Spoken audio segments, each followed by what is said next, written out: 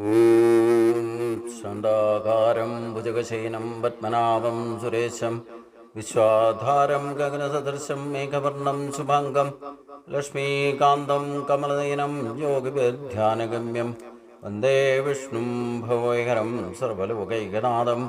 ॐ नमो भगवते वासुदेवाय। ॐ नमो भगवते वासुदेवाय। ओम श्री कृष्णाय परब्रह्मणे नमः। सभी सज्जनों को भगवान का नाम से और मोहन जी का नाम से सादर प्रणाम।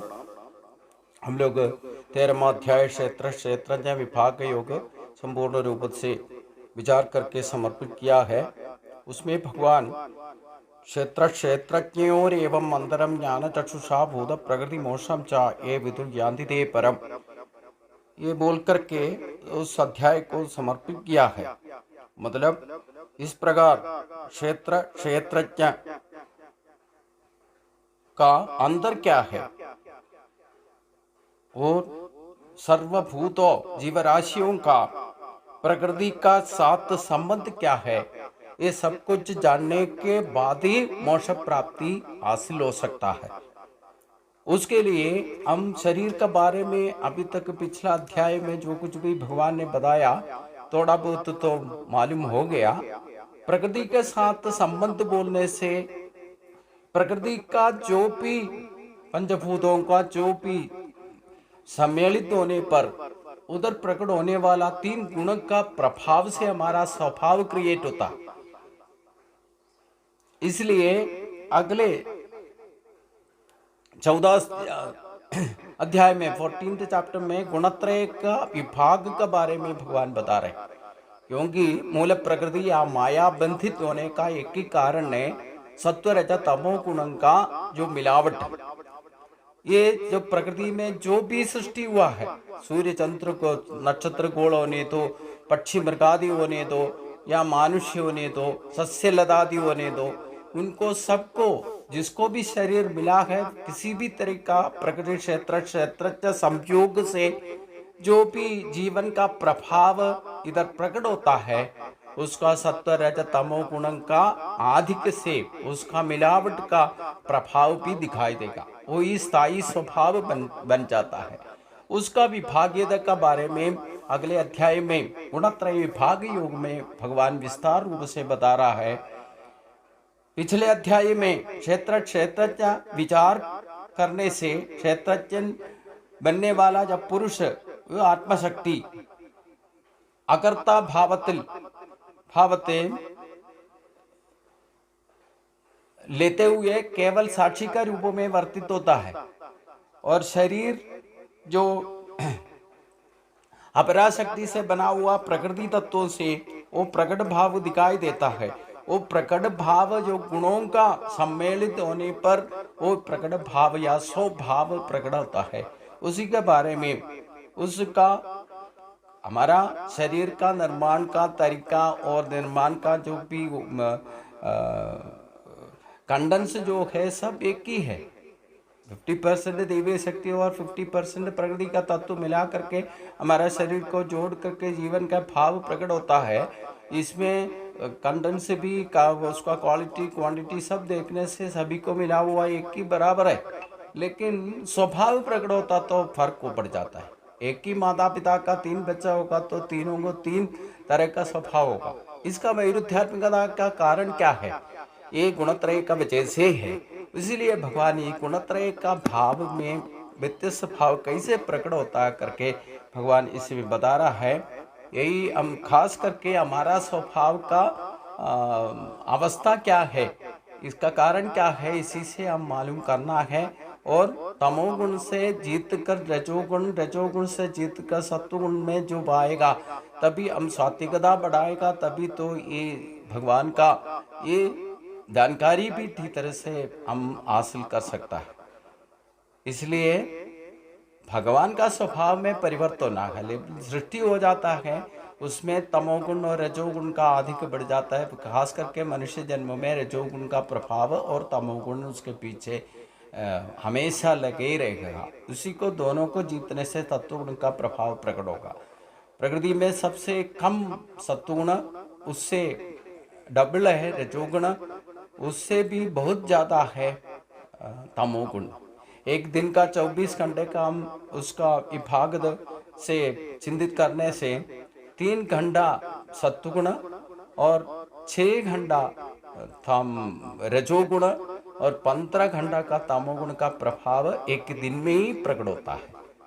इसलिए हम सत्वगुण को बढ़ाना, हमारा स्वभाव में सत्वगुण को जो बढ़ाएगा वही ईश्वर प्राप्ति में जा सकता है। सबसे हम जन्म होते ही हमें या प्रकृति में तमोगुण ज्यादा है, उससे कम रजोगुण है, उससे भी कम है सत्वगुण। हम ये रजोगुण और तमोगुण को जीत कर सत्वगुण का प्रभाव हमारा स्वभाव में जब प्रकटित भाव में आएगा तभी ईश्वर भाव में, तन्मयी भाव में हम आ जाएगा, उसमें कोई संदेह नहीं है। इसी के लिए भक्ति कहते हैं, इसी को भक्ति योग कहते हैं। मतलब प्रकृति से साथ में तालमेल करना है। पहले की बात है, हम प्रकृति का विरुद्ध में, प्रकृति का विरुद्ध स्वभाव में जीने से हमें डिस्टर्ब करेगा, आखिरी में हमें डिस्ट्रॉय कर देगा। उससे अच्छा है प्रकृति के साथ में तालमेल मिला के चलना है। उसमें जो सृष्टि का, प्रकृति का भी, हमारा शरीर का भी, जो भी सृष्टि का कारण क्या है ढूंढना है। ढूंढने के लिए तमोगुण से नहीं हो सकता, रजोगुण से नहीं होता, उसको जीत कर सत्वगुण से ढूंढना लगेगा, तभी हम सत्वगुण का प्रभाव से ईश्वर का प्राप्ति में पहुंचा सकता है। उसमें कोई संदेह नहीं। इसके बारे में भगवान बता रहे, परम भूय प्रवक्ष्यामि ज्ञानानां ज्ञानम् उत्तमम् ये ज्ञात्वा मुनयः सर्वे पराम सिद्धिमितो गताः। जिसके बारे में जानकारी लेकर के जो पूर्वजों ने, ऋषि लोगों ने प्रकृति के साथ संबंध जान करके मोक्ष प्राप्ति में गया हो, उसी ज्ञान में सबसे श्रेष्ठ माना जाता है, परमात्मा ज्ञान माना जाता है। उसके बारे में मैं तुमको बताता हूँ। भगवान बता रहे हैं, जिस जानकारी से द्वारा जो पूर्वजों ने, महात्मा लोगों ने ईश्वर प्राप्ति में गया है, वो परमात्मा ज्ञान तुमको मैं बताता हूँ। इदम ज्ञानम उपासत्य मम सौधर्म्यमागता सर्गे अभिनोपजायन्ते प्रलयेन वदन्ति च। इसी ज्ञान के आश्रय से जो स्वरूप, आत्मस्वरूप प्राप्ति किया है, उनको कभी किसी भी इसी सृष्टि में परिवर्तन आने पर कभी दोबारा जन्म लेके आने का जरूरत नहीं और सारे संसार बंधन से मुक्त हो जाता है। जिस ज्ञान को आश्रय करने से हमें संसार बंधन से मुक्त हो सकता है, उसके बारे में मैं बताता हूँ करके भगवान बता रहे। इसका कारण क्या है? मम योनिर्महत् ब्रह्म गर्भ तस्मिन् गर्भम ददाम्यहम् संभव सर्वभूतानां ततो भवति भारत।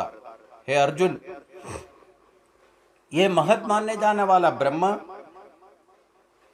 मेरा ही गर्भस्थान है,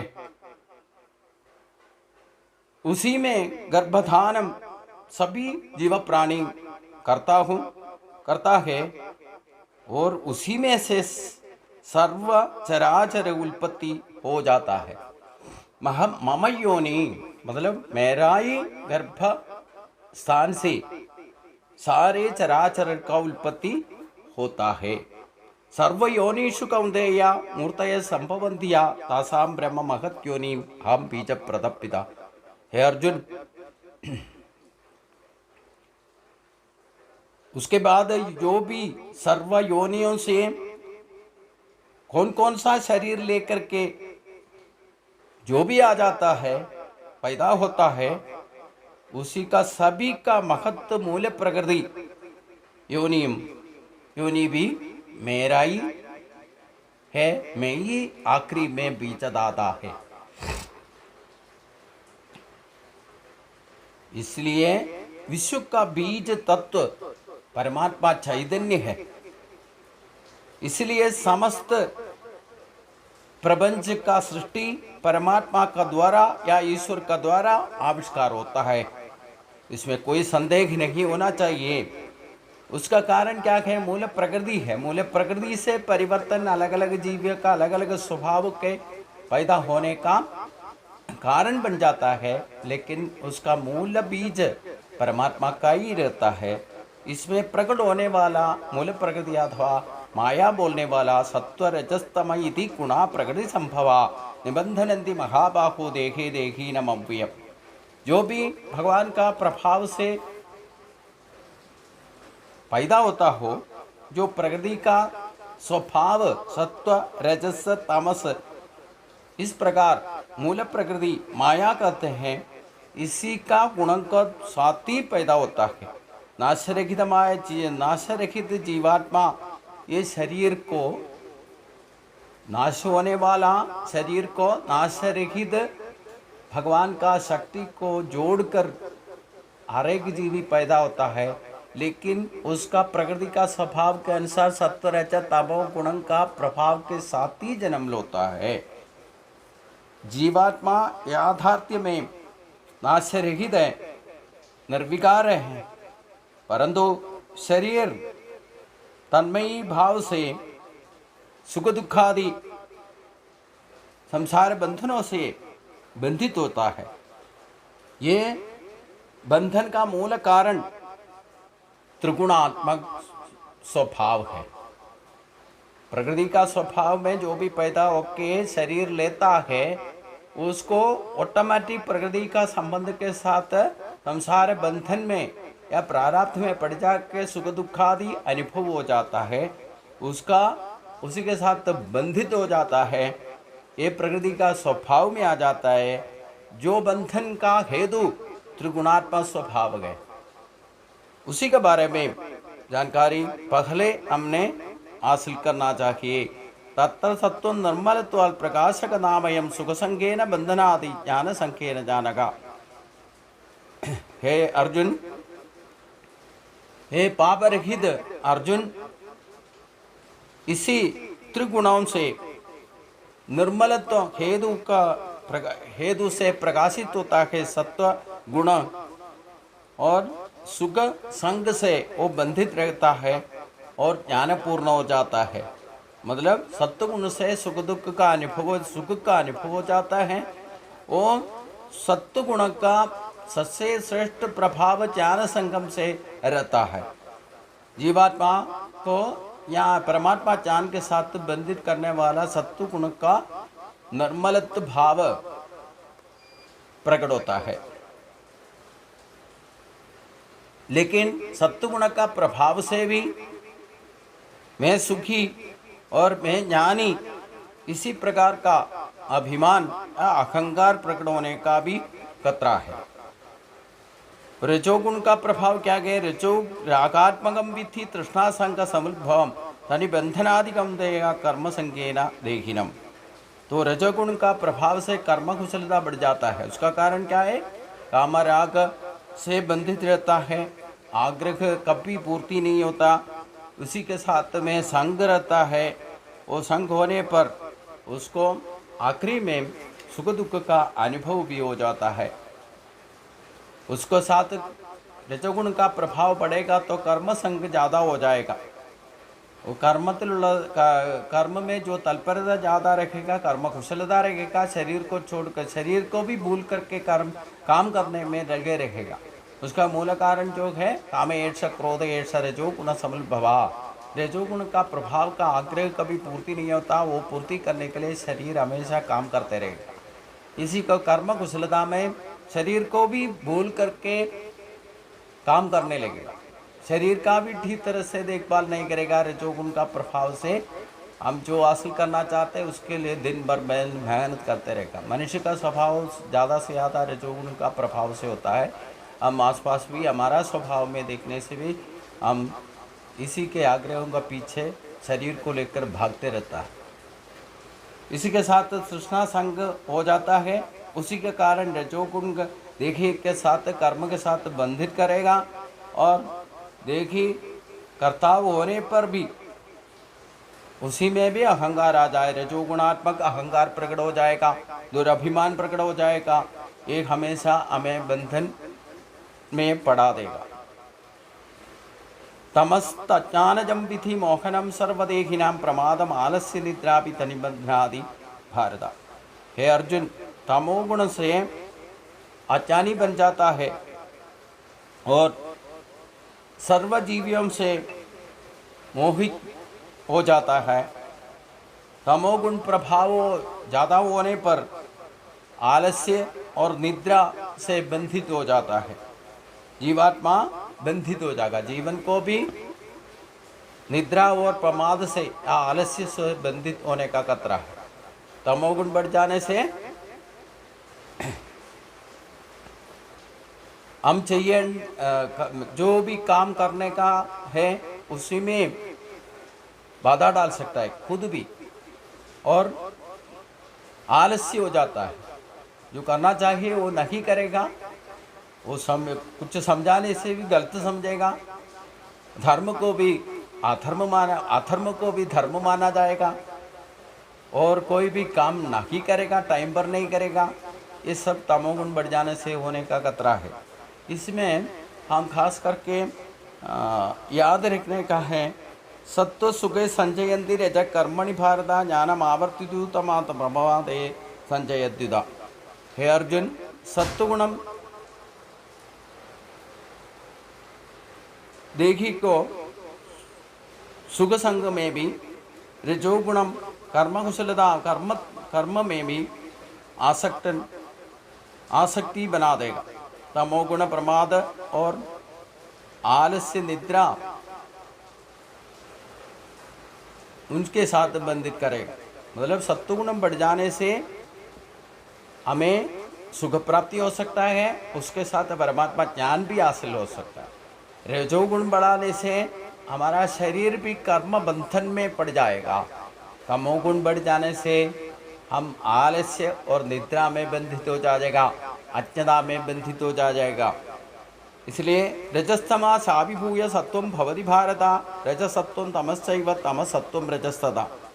हे अर्जुन,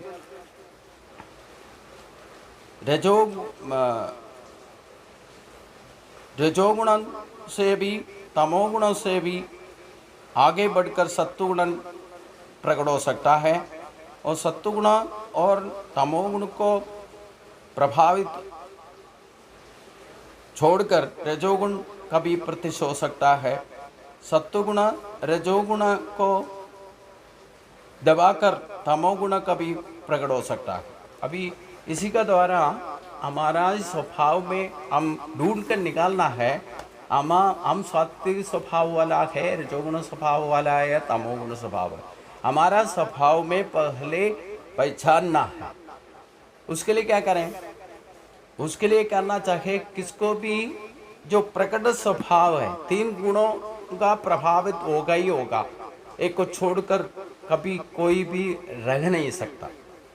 इसका मतलब ये क्या है? सत्वगुण ज़्यादा होने पर रजोगुण तमोगुणों को दबा के सपोर्ट करके रखेगा। वो सात्विक स्वभाव, जो गुण प्रकट भाव में प्रकट होगा वो सात्विक हो जाता है।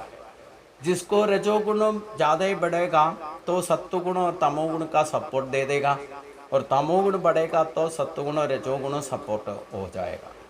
इसमें एक्चुअली हम लोग स्वभाव शुद्ध बनाना है, भगवान प्राप्ति में जाना है, तो तमोगुण को रजोगुण से जीतना है, रजोगुण को सत्वगुण से जीतना है।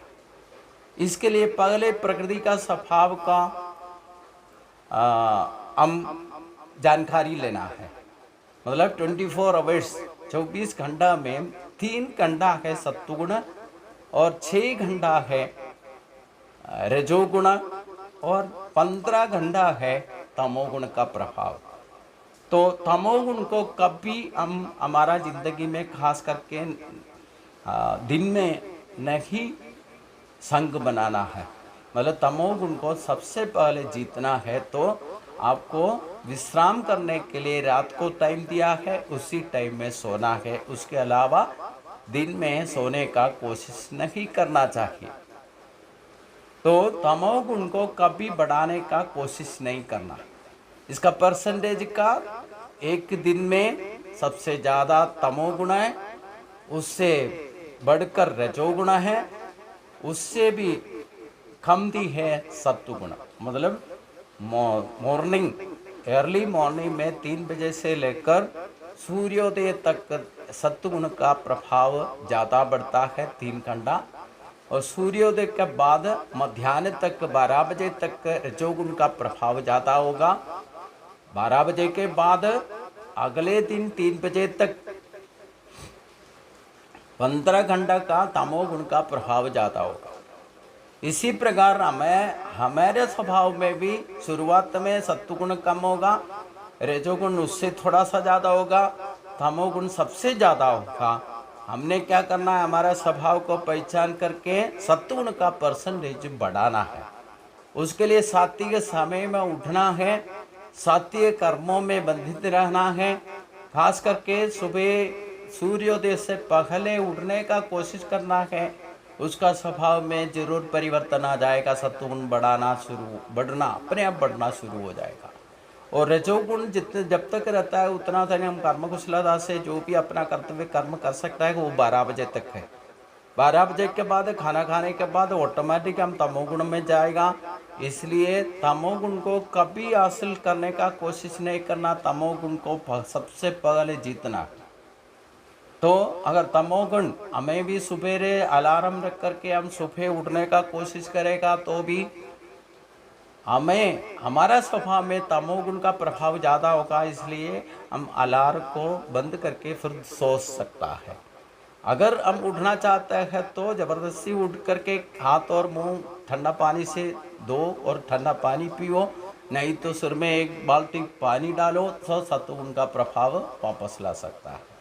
वैसे जैसे प्रकृति में स्वभाव गुण प्रकट होता है, उसी के साथ तालमेल बनना है। हम तमोगुण को जीत के रजोगुण से दिखना है, मतलब जो कर्मों से ही उसी को जीतना है। आलस्य और निद्रा तमोगुण का प्रकट स्वभाव है, उसी को जीतना है तो कुछ न कुछ करना है। वो तमोगुण को जीत करके रजोगुण से जीतना है, रजोगुण को सत्वगुण से जीतना है। सत्वगुण का एक सबसे बड़ा फलदायक ज्ञान है। वो ज्ञान हासिल हो गया तो ये गुणों का हम जीत सकता है। इसके बारे में भगवान आगे क्या कहता है अगले दिन हम सोचेंगे। सभी को नमस्कार।